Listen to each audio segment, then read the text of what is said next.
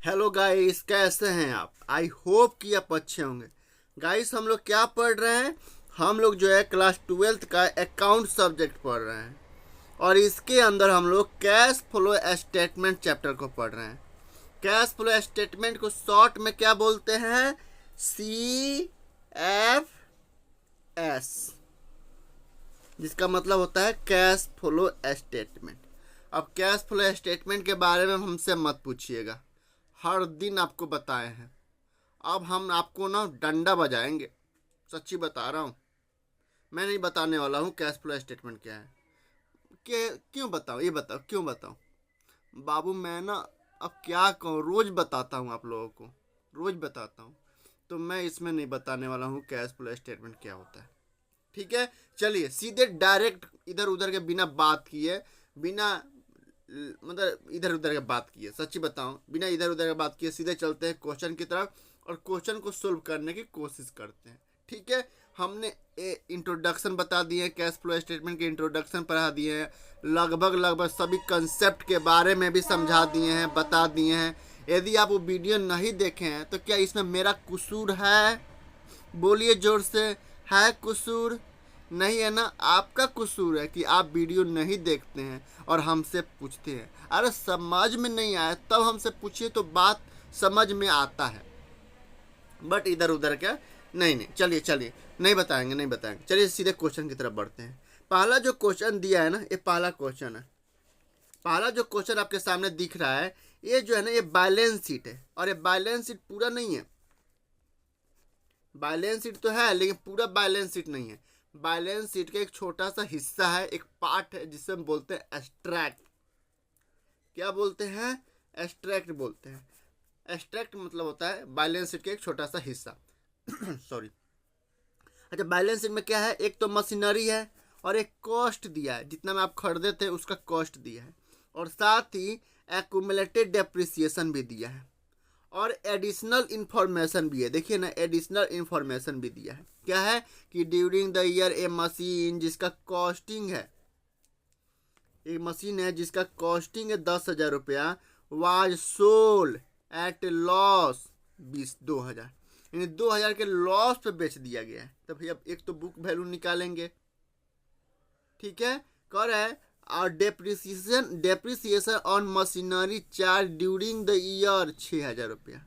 अच्छा, ये accumulated depreciation नहीं है, ये पूरे कर क्या करे, डेप्रिसिएशन मशीन डेप्रिसिएशन चार्ज हुआ है ड्यूरिंग द ईयर, पूरे साल का डेप्रिसिएशन है। कर how will be show adjustment in cash flow statement.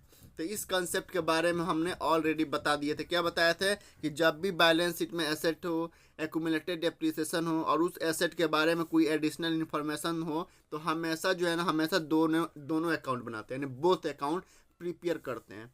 पहला एसेट अकाउंट भी बनाएंगे और एक्यूमुलेटेड डेप्रिसिएशन अकाउंट भी बनाएंगे। तो चलिए, ये 31/3/19 का रिपोर्ट दिया है और 31/3/20 का रिपोर्ट दिया है। तो 31/3/19 का जो रिपोर्ट दिया है, इसको हम प्रीवियस ईयर भी बोल सकते हैं और इसको हम करेंट ईयर भी बोल सकते हैं, या आप इसे 31/3/19 को ओपनिंग ईयर भी बोल सकते हो। 31/3/19 का ये, या 01/04/19 का एक ही बात है, 1 अप्रैल 2019 की बात एक ही है। और इसे आप क्लोजिंग ईयर भी बोल सकते हैं। तो चलिए एसेट के ओपनिंग को, अच्छा एक मैं बता दूं कि ये एसेट के मतलब ओपनिंग और क्लोजिंग को कभी भी कैश फ्लो स्टेटमेंट के अंदर नहीं दिखाते हैं। तो चलिए एसेट को ओपनिंग को किधर लिखेंगे? एसेट को ओपनिंग को हमेशा डेबिट साइड में लिखते हैं। कैसे? टू बैलेंस बीडी, ऊपर लिखते हैं, ये ना कि बीच में लिख दीजिए, नहीं। कितना है ओपनिंग? ये हो गया ना 40,000 रुपया, तो ऊपर लिख देते हैं। और एसेट के क्लोजिंग को क्रेडिट साइड में नीचे लिखते हैं। क्या? By balance sheet. By balance sheet कितना है? 50,000 रुपया है। ठीक है, ये हो गया एसेट की कहानी खत्म। अब एक्यूमुलेटेड डेप्रिसिएशन का अकाउंट बनाइए। एक्यूमुलेटेड डेप्रिसिएशन जो है लाइबिलिटी की तरह ट्रीट करेंगे। तो लाइबिलिटी की ओपनिंग को देखिए, यहाँ 10,000 दिया है, 12,000 दिया है। तो लाइबिलिटी की ओपनिंग को हमेशा किधर लिखते हैं? क्रेडिट साइड में। क्या लिखते हैं? By balance BD. कलम चेंज कर दिए ना ताकि आपको सुंदर दिखे। बाय बैलेंस बीडी कितना लिखेंगे? 10,000 रुपया। और लाइबिलिटी के क्लोजिंग को क्रेडिट साइड में नीचे लिखते हैं। क्या? To balance C D, to balance. अब ये मत पूछना कि सर टू क्यों लगाते हैं, बाई क्यों लगाते हैं, बड़ी मार खाओगे। ठीक है। अब चलिए, इसका कहानी भी खत्म हो गया। अब एडिशनल इन्फॉर्मेशन पढ़िए। कह रहा है कि एक मशीन है जिसका कॉस्टिंग है, भाई सबसे पहले कॉस्टिंग है, कॉस्टिंग कितना है 10,000 रुपया। और इस पे इसका जो मशीन है इस पे अभी तक आज तक एक्यूमुलेटेड डेप्रिसिएशन क्या है, ये मिसिंग है। तो एक्यूमुलेटेड डेप्रिसिएशन माइनस करने के बाद बुक वैल्यू आएगा। अब जो भी बुक वैल्यू आएगा उसको यहाँ पे जो भी बुक वैल्यू आएगा उसको 2,000 के लॉस पे बेच दिया गया है।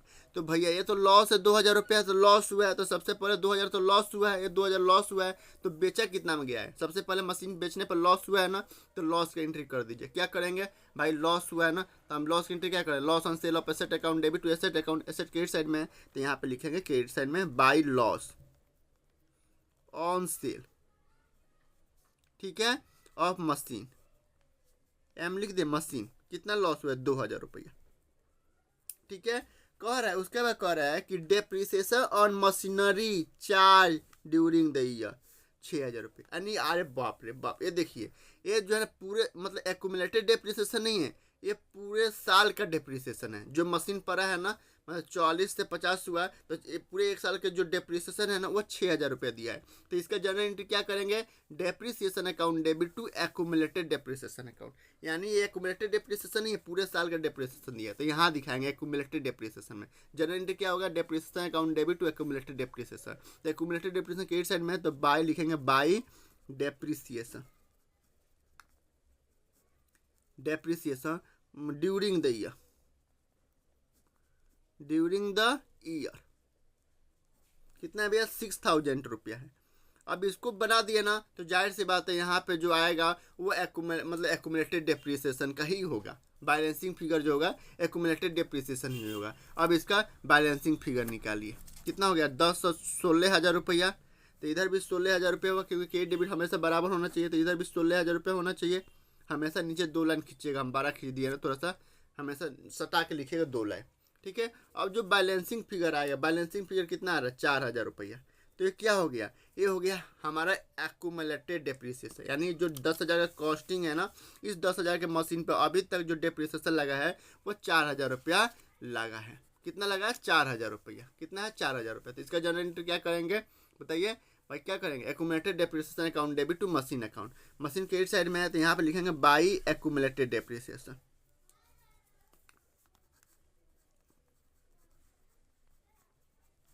एक्यूमुलेटेड डेप्रिसिएशन कितना है भैया 4,000 रुपया है। और इसका यहाँ क्रॉस एंट्री करते हैं, यहाँ पे एक हो गया और क्रॉस एंट्री करते हैं यहाँ पे क्या, टू मशीन। यानी जिस मशीन को हम बेच रहे हैं ना उसका कॉस्ट, उसका अभी तक डेप्रिसिएशन कितना है 4,000 रुपया है। और ये जो 6,000 रुपया दिया था यहाँ पे, ये पूरे जो मशीन बचा है ना ये पूरे साल का डेप्रिसिएशन है, ठीक है। अब यहाँ इसका बैलेंसिंग फिगर निकालिए, ठीक है, ठीक है। अब देखिए यहाँ पे एक्यूमुलेटेड डेप्रिसिएशन कितना हो गया 4,000 रुपये, तो यहाँ 4,000 कर दीजिए। यानी अब 10,000 में से 4,000 निकाल दीजिए, 6,000 का मशीन है, 6,000 का मशीन बच गया। बुक वैल्यू यहाँ पर 6,000 आना चाहिए। अब 6,000 का चीज़ 2,000 का लॉस पे बेच दिया गया, यानी 4,000 में बेचा गया, 6,000 में से 2,000 माइनस कर दीजिएगा तो जो आएगा इसका मतलब वो बेचा गया है। यानी 4,000 में बेचा गया, 6,000 की चीज़ 4,000 में बेचा गया, इसलिए 2,000 का लॉस हुआ है। तो बेचा गया तो पैसा आया होगा 4,000 रुपया। तो क्या करेंगे, bank account debit to machine account, machine credit side में तो यहाँ पे करेंगे बाई बैंक। कितना रुपया है 4,000 रुपया, 4,000 रुपये यहाँ पे आ गया। अब देखिए जो मशीन का कॉस्टिंग है 10,000 रुपये, इसको जोड़िएगा तो कॉस्टिंग के बराबर आ जाएगा। 4,000 पैसा आया है, 4,000 डेप्रिसिएशन लगा है, 8,000 रुपया, 2,000 का लॉस हुआ है 10,000 रुपया, ठीक है। अब इसका बैलेंसिंग फिगर निकालिए, कितना होगा 50,000 और 10,000 60,000, 4,4 2 10 60,000 रुपया। तो इधर भी 60,000 होना चाहिए। तो यानी जो बैलेंसिंग फिगर बच रहा है इसका मतलब मशीन खरीदा गया कितना का 20,000 रुपये, कितना मशीन खरीदा गया, नया मशीन जो 20,000 रुपये खरीदा गया। तो जनरेटर क्या करेंगे, नया मशीन खरीदने का पैसा, मशीन आ रहा है तो एसेट बढ़ता है, डेबिट करते हैं, machine account debit to bank का, मशीन डेबिट साइड में तो जस्ट पूरी वाला लिखेंगे टू बैंक अकाउंट और ब्रैकेट में लिख देंगे पी का मतलब है परचेज किया गया है। अब इसे जो है ना ये इन्वेस्टिंग एक्टिविटी में दिखाएंगे, मशीन परचेज करना इन्वेस्टिंग एक्टिविटी में दिखाएंगे। ये जो लॉस हुआ है मशीन पे इसे हम ना ऑपरेटिंग एक्टिविटी में एडजस्टमेंट एंट्री करते हैं ना वहाँ दिखाएंगे।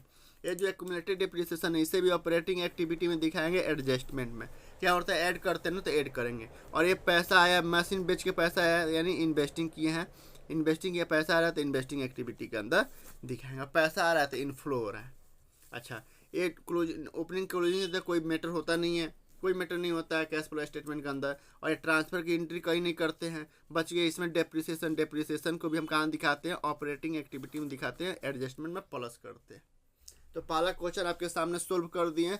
अगर समझ में नहीं आया होगा तो कमेंट करना है, ठीक है। घबराना नहीं है, डरना भी नहीं है और लजाना भी नहीं है, ठीक है। चलिए दूसरा क्वेश्चन की तरफ मूव करते हैं, पलटे। चलिए दूसरा क्वेश्चन पढ़िए। ये सब जो क्वेश्चन है ना मिक्स क्वेश्चन आपको दिए हैं। पढ़िए क्वेश्चन, कह रहा है इक्विटी एंड लायबिलिटी दिया है, 31/3/20 है और 31/3/21 है। तो ये ओपनिंग ईयर हो गया और एक क्लोजिंग ईयर हो गया, CLO closing year, AOP opening year. कह रहा है इक्विटी एंड लायबिलिटी दिया है, बैलेंस शीट दिया है। पिछले साल भी 5 लाख था और अब भी 5 लाख है, कोई चेंजिंग नहीं है। 10% रिडीमेबल प्रिफरेंस शेयर कैपिटल दिया। अच्छा, रिडीमेबल प्रिफरेंस शेयर कैपिटल दिया। ये 10% क्या है, कूपन रेट है, रेट ऑफ इंटरेस्ट है, रेट ऑफ क्या, डिविडेंड का रेट है भाई। प्रीफरेंस शेयर पे हम डिविडेंड देते हैं ना, तो कितना प्रीफरेंस शेयर पर कितना भाई, उस पर परसेंटेज रेट तय होता है, कितना परसेंट के रेट से डिविडेंड देना है कि नहीं, ठीक है। तो ये 10% वाला preference share, redeemable preference share, ठीक है। लास्ट ईयर 5 लाख रुपया था और इस साल भी 5 लाख रुपया है, इसमें कोई चेंजिंग नहीं है। देखिए सरप्लस दिया यानी प्रॉफिट हुआ है। लास्ट ईयर 2.5 लाख था और इस साल 4.5 लाख हो गया, यानी पूरे साल के दौरान यानी 20-21 के दौरान 2.5 लाख रुपये का प्रॉफिट हुआ है। और डिविडेंड पेबल है, पे नहीं है, पेड नहीं है, पेबल है। एडिशनल इन्फॉर्मेशन पढ़िए, कह रहा है प्रपोज डिविडेंड, कलम चेंज करें, propose dividend on equity share, in equity share propose dividend है फॉर द ईयर इंडेड 31/3/20 और 21। कितना 1.5 लाख रुपया है और 1 लाख रुपया है, यानी 31/3/20 का 1.5 लाख रुपया प्रपोज डिविडेंड और 31/3/21 का 1 लाख रुपया है, ठीक है, उनके रेस्पेक्ट में। दूसरा एडिशनल इन्फॉर्मेशन है, कह रहा है and a interim dividend at ₹50,000 on equity share was paid 31/3/20। यानी यहाँ पे 31/3/20 का 50,000 इंटरिम डिविडेंड पे किया गया है और इक्विटी शेयर का इंटरिम डिविडेंड है। तो जाहिर सी बात है, आप एक चीज़ बताइए, जब हम इक्विटी शेयर पर डिविडेंड पे किए हैं तो जाहिर सी बात है कि हम प्रेफरेंस शेयर पे भी पे किए होंगे, क्योंकि इक्विटी शेयर और प्रेफरेंस शेयर में जब हम आपको अंतर बताए थे तो वहाँ पे हम आपको एक अंतर बताए थे कि सबसे पहले डिविडेंड जो होता है ना प्रेफरेंस शेयर वालों को देते हैं, फिर इक्विटी शेयर वाले को देते हैं। तो यहाँ पे तो क्वेश्चन में दे दिया कि इंटरिम डिविडेंड दिया गया इक्विटी शेयर वाले को, इसका मतलब है प्रेफरेंस शेयर वाले को ऑलरेडी दे दिया है। इसका मतलब एक हिडन एडजस्टमेंट है जो क्वेश्चन में खुल कर नहीं बता रहा है, हमें अपने मन से करना है। एक चीज़ हमेशा याद रखिएगा, जब हम इक्विटी शेयर पर डिविडेंड देते हैं इसका मतलब है प्रेफरेंस शेयर पर हम लोग ऑलरेडी जो है दे चुके हैं। क्या कह रहा है कहने के लिए, कह रहा है determine net profit before tax and extra ordinary item निकालिए, ठीक है। जब हम करते हैं जब हम कैश फ्लो स्टेटमेंट बनाते हैं तो पहला वर्किंग नोट क्या बनाते हैं, पहला वर्किंग नोट क्या बनाते हैं, वर्किंग नोट नंबर 1 क्या बनाते हैं, कैलकुलेशन करते हैं net profit before tax and extra ordinary item को, तो वही बनाने के लिए कह रहा है। तो यहाँ पे लिखते हैं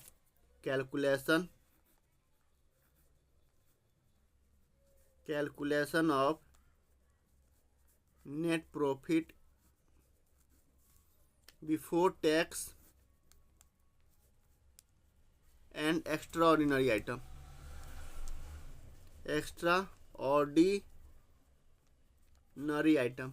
यदि वो नहीं देखे है ना वीडियो तो भाई नहीं समझ में आया होगा आपको, समझ में आएगा भी नहीं, किसी भी टीचर से पढ़ लीजिए नहीं समझ में आएगा। हम क्या बताया था, net profit before tax and extra ordinary item निकालने के लिए क्या बताया था, सबसे पहले लेते हैं profit during the year closing minus opening करते हैं, फिर ट्रांसफर टू रिजर्व करते हैं अगर होगा तो, फिर हम डिविडेंड प्रपोज डिविडेंड को हम ऐड करते हैं अगर होगा तो प्रीवियस ईयर का, इंटरिम डिविडेंड करेंट ईयर को हम प्लस करते हैं अगर होगा तो, ठीक है। फिर प्रोविजन फॉर टैक्स लेते हैं करेंट ईयर का, फिर प्लस करते हैं ना एक्स्ट्रा ऑर्डिनरी एक्सपेंसेज को और माइनस करते हैं एक्स्ट्रा ऑर्डिनरी इनकम को, एक करते हैं तब जाकर हमारा net profit before tax and extra ordinary item निकलता है। तो वही कर रहा है। तो देखिए प्रॉफिट दिया है यहाँ पे, इसमें कोई चेंजिंग नहीं है, इसमें भी कोई चेंजिंग नहीं है, प्रॉफिट में चेंजिंग है, यानी प्रॉफिट ड्यूरिंग द ईयर कितना है, इसको थोड़ा सा और आगे करें, प्रॉफिट ड्यूरिंग द ईयर कितना है, इसका निकालने के लिए फॉर्मूला क्या बताया था, closing minus opening. Closing minus opening करते हैं तो क्लोजिंग तो 31/3/21 क्लोजिंग हो गया और 31/3/20 से ओपनिंग हो गया। तो क्लोजिंग कितना है, 4.5 लाख में से 2.5 लाख निकाल दीजिएगा, कितना हो जाएगा, 2 लाख बचेगा। तो यहाँ पे 2 लाख लीजिए, प्रॉफिट हुआ है, ठीक है। और ये डिविडेंड पेबल है, कुछ नहीं है। अच्छा, प्रपोज डिविडेंड है, तो प्रपोज सबसे पहले इंटरिम डिविडेंड दे दीजिए।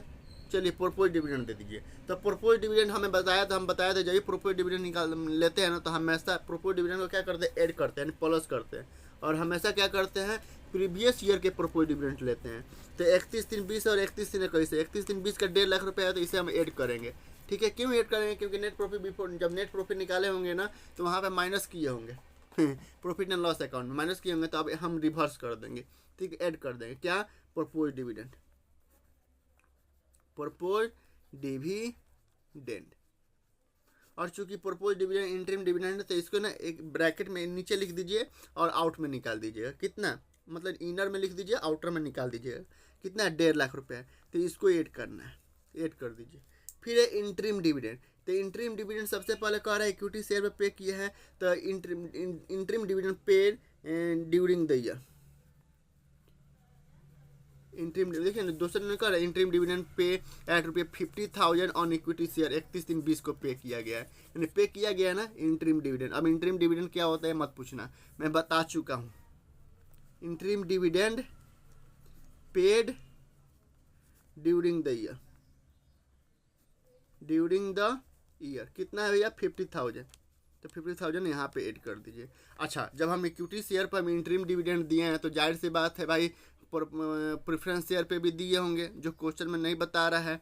तो हम क्या करेंगे, एक हिडन एडजस्टमेंट है उसको भी करेंगे। और कितना निकालेंगे, अब देखिए प्रीवियस ईयर 5 लाख रुपया है, 5 लाख रुपये है। तो जब पिछले साल पे इक्विटी शेयर में पिछले साल पे 50,000 रुपया दिया है, तो जाहिर सी बात है पिछले साल पे प्रीफरेंस शेयर पे भी दिया होगा कि कितना कितना दिया होगा। तो 10% है, 10% है कूपन रेट, यानी रेट ऑफ डिविडेंड का रेट है, और 5 लाख रुपये अमाउंट है। तो 5 लाख पे 10% के रेट से दिया होगा प्रीफरेंस शेयर पर डिविडेंड। तो उसको भी हम क्या करेंगे, ऐड करेंगे। तो ऐड करेंगे बाबू, ऐड करो, प्लस करो, add dividend on preference share for the year ended 31/3/20 कितना, तो 5 लाख रुपये अमाउंट है रिन्यूएबल प्रेफरेंस शेयर, और 10% रेट ऑफ इंटरेस्ट है, रेट ऑफ डिविडेंड का रेट है, तो कितना हो गया 50,000 रुपया। तो यहाँ पे 50,000 रुपया को यहाँ भी हम जोड़ देंगे। और कोई हिडन है और कोई एडजस्टमेंट है नहीं, ये डिविडेंड पेबल है तो इसको लेंगे नहीं, क्योंकि पेड तो है नहीं, पेबल है। तो अब इसको जोड़ दीजिए, जोड़िए। अब इसको 1.5 लाख, 2 लाख, 2.5 लाख रुपये तो बाहर निकल जाएगा, 2.5 लाख रुपये यहाँ बाहर निकल जाएगा।